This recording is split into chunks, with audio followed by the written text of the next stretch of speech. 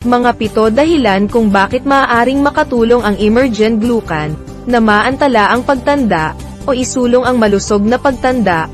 1. Susuportahan nito ang produksyon ng natural na ATP na enerhiya ng katawan. 2.